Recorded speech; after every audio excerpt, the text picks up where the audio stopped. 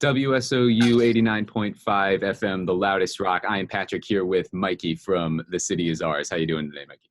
Um, loving life, loving being here. Thank you so much for having me, man. It's a pleasure to be here.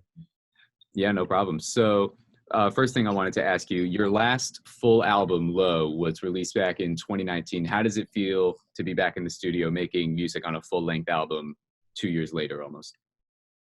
Oh, dude, like it's been quite an ordeal. Obviously we did a record, and we got to play some shows and we got to tour that record once, and then we managed to go back into the studio, or we were preparing to go back into the studio, and our previous vocalist decided to leave, so that was pretty traumatic in terms of figuring out what we were going to do.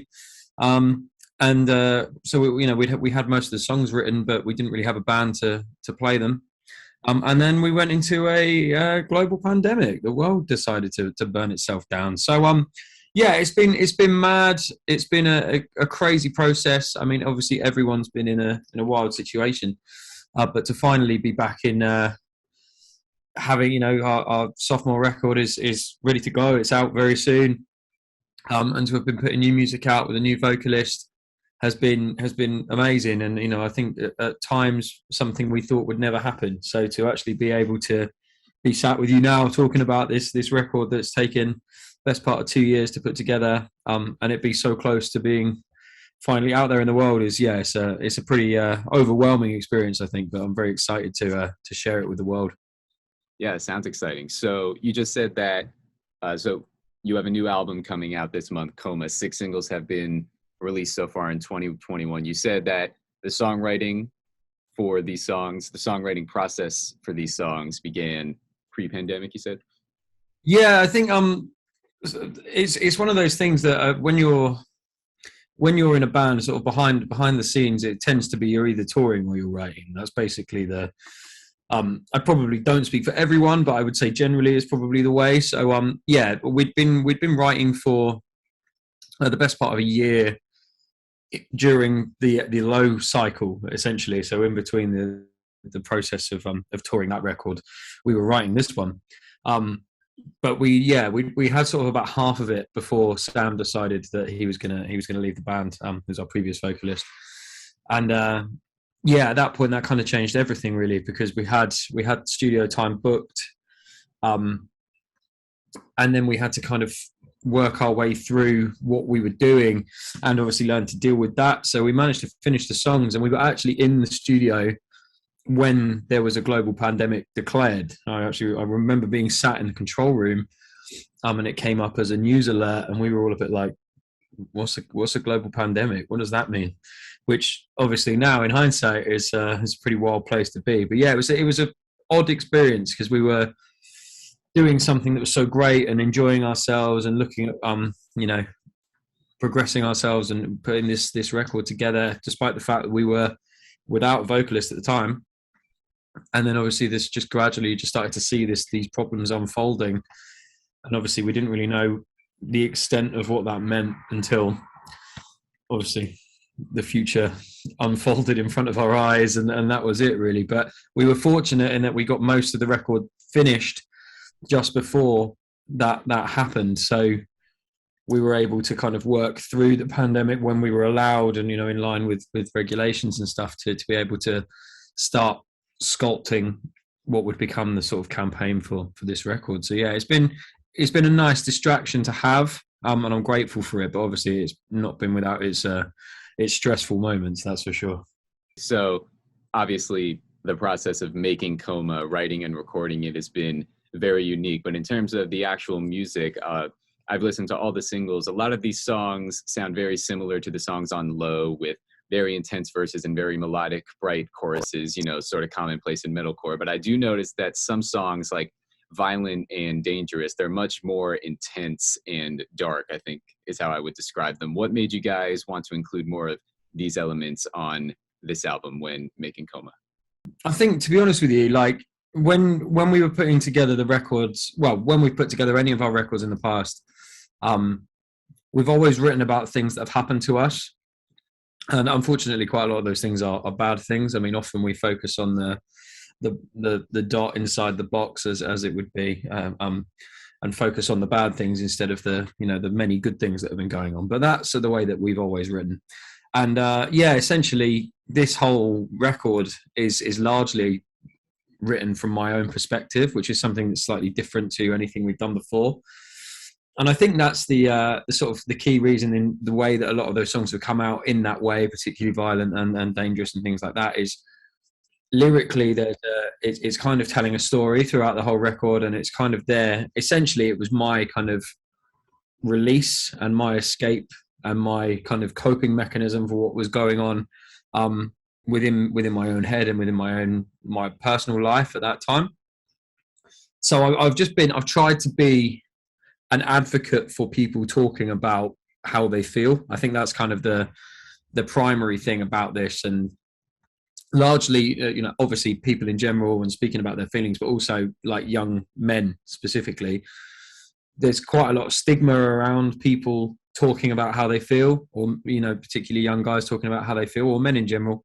And that's something that I wanted to try and really tackle when I was writing the songs and writing the lyrics for this record. It's very direct, it's very honest, it was very cathartic for me personally, but it's kind of having that idea of just being brutally honest about how I was feeling in that moment. And I think that's where that intensity comes from, is it's trying to just sort of live within that moment with whatever is happening and then portraying that throughout the record. So you use the example of Violent and Dangerous, which are both very intense, very heavy, very kind of aggressive almost there's a venom almost in the lyrics and how they feel. But there's also tracks like so Death of Me is a good example, where it sounds like almost like a pop song, like there's this repetitive like synthy vocal hook thing, and it's very bouncy and it gets a great reception live and everyone's jumping up and down.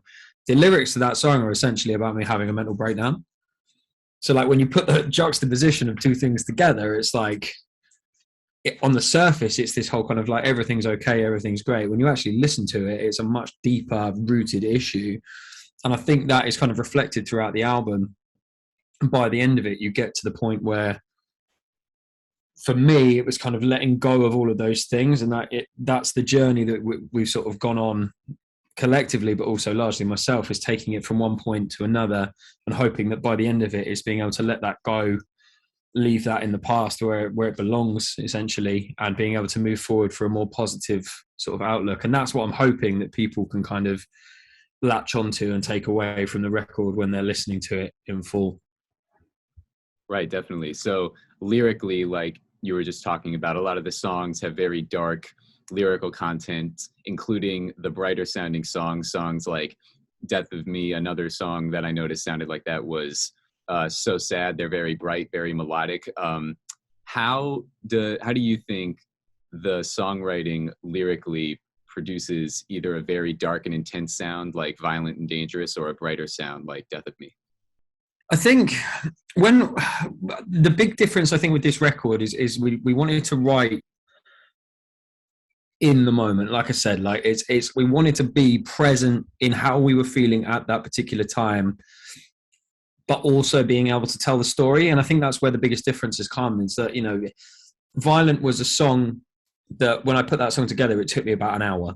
It was one of those ones where I just had everything, and it was just like, I felt angry, I felt, I was upset, and I needed to vent almost and let all of that out. So I sat down and I just started, chunking away on the guitar, and the lyrics just were spilling out of my head. And I literally was like, hey guys, look, what do you think of this tune? And it's pretty much remained almost exactly as it was written in the original demo, because there was that raw element that everyone kind of latched onto and was just like, yeah, this is, it's gutsy, and it's kind of balls to the wall, and it's really kind of just laying everything out there. With some of the other songs, it was more about, having a lot of the lyrics were written kind of almost as ideas and as parts of the process. And then we managed to fit them into how we were feeling at the time musically separately, if that makes sense. So we had some of the songs where we were sort of almost weaving the two things together and trying to make it work. So Sad's a great example of that, because that was actually written, the lyrics for that song were written in two halves by two different people about two different things. So it was like, one of us had an idea about something, one of us had an idea about something else, and we had two sets. And it was like, we've got these two sets of lyrics. They're both different, but they both kind of mean something the same. So it was like, how do we weave that together? And then it was then thinking about how do we then piece that into a song that fits with what we're doing. We didn't want to make kind of conscious choices about how we were going to write songs, in a sense of, okay, we need to write another heavy song, we need to write another song that's got a pop hook, we need to write another song that's kind of a little bit different or a little bit more strange. We wanted to just kind of write and see how it felt and see what came out. And that's essentially what we did. We took more songs than have actually made it onto the album into the studio. We chopped things up, we changed bits, we moved bits around to create something that really felt like a body of work that told a story and explained itself and took you from the beginning of the experience right through to the end, and hopefully gives you something at the end of it. So yeah, something like that, hopefully. Yeah, I completely understand. So obviously the songwriting process for this album was very special, very cool. You said that you started recording it once you got the notification that there was a pandemic going on. You were in the studio, but now I see on your social media, you guys have been posting, picture after picture of concerts and shows in the UK. How does it feel for the UK metal scene to be alive again and be a part of it? Oh, dude. I mean, I think it was quite overwhelming. It took me a little while for it to sort of sink in. I think. Obviously, the last show we played pre-pandemic was December 2019. So it was we played a show in our hometown in London, and it was great. And we'd done a tour a couple of months before, and that was a headline tour, so that was amazing, and everything was going really well. We went into the studio at the beginning of 2020, and we were there between February and March, which is obviously when it all started to kind of kick off. And then we did nothing for nearly 2 years at this point. I think I can't remember what it was, 19 months, 20 months, or something like that. So to finally be back out there, especially when we've had a new vocalist join the band, obviously Ollie's come in and he's been great, and he's been recording and writing and everything else, but it's like we haven't actually played, we hadn't played together, like in terms of going out and doing what we do best. And I think it took us a few shows to really kind of settle in. It was an odd experience because we played the first show as a band together with those the members in the room, and it just felt like almost we were just trying to get through it, like let's just get this one done and then we'll see how it feels. And I think we played 4 shows maybe before it really started to feel like, oh, okay, this is what it's like. But the rooms were great every night, but it was just something just seemed to click into place about 4 nights in where we were like, hang on a minute, yeah, we're back. This is what it feels like to be doing this. And then to just be out there with people in general was just unreal. Like, it's what we strive for as a band. Like, we love recording. We love all the everything that comes with making an album, writing, recording, things like this with yourself. Like it's all part of the process, and I love all of it. But being out there in a room with people, being present in that moment and sharing an experience together is what it's all about for me and for the rest of the guys. That's where we really thrive. So to have not had that for so long, I think it was a little overwhelming for us initially to kind of process what was actually happening. But once we did, it was just a phenomenal experience. The shows were incredible. To just be able to be back out there was just unreal, and I'm very blessed. And obviously just hoping that everybody gets the opportunity wherever they are in the world to do that soon, because it's just been, it feels like a total reset mentally and kind of physically for all of us. Just to be able to have that back in our lives is phenomenal. Right, definitely. And I know you said that the reset was kind of overwhelming for the band, but I've heard from a lot of fans, a lot of concert goers. I personally haven't been to any big shows since things started opening up again in the States, but a lot of concert goers, a lot of fans said that they were also a little overwhelmed by,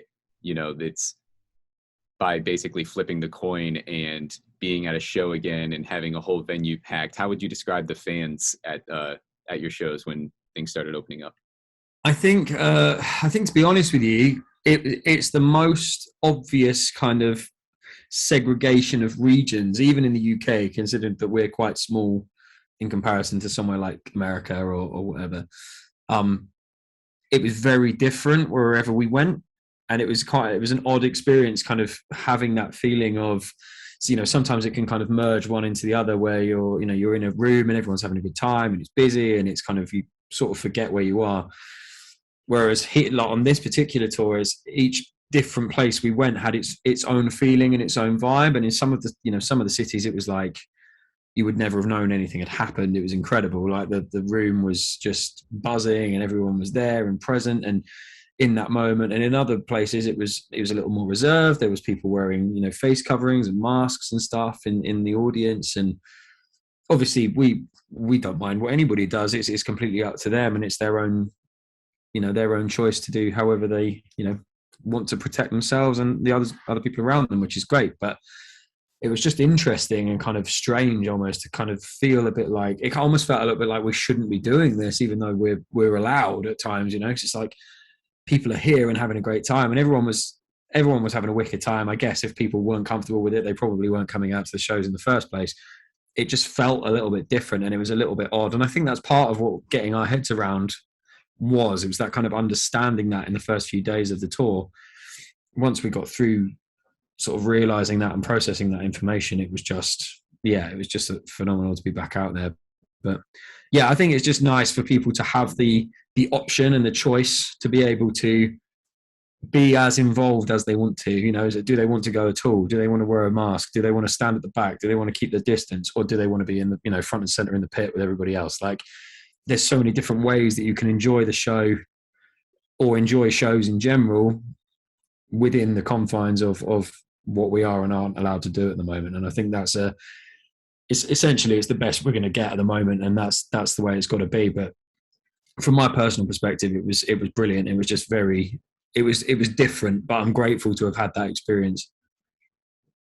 Yeah, definitely. That sounds really exciting. I think a lot of exciting things are coming your way this year. They already have so far, and the remainder of 2021, I think a lot of great things are coming your guys' way. The City Is Ours has a new album, Coma, coming out late October. Do we have a date? October 22nd via a Rising Empire. City Is Ours, Coma, sophomore album. Get involved. Pre-orders available now. So get involved. It's going to be cool. All right, fantastic. Well, Mikey, thank you for doing this. Anything else you want to add? No, I think just I hope you enjoy the record, and you take something away from it the same as we have putting it together, really. So thanks a lot. Yeah, I'm looking forward to it. This is Patrick, WSOU 89.5, and Mikey from The City's Ours. Thank you. Awesome. Thanks a lot, man.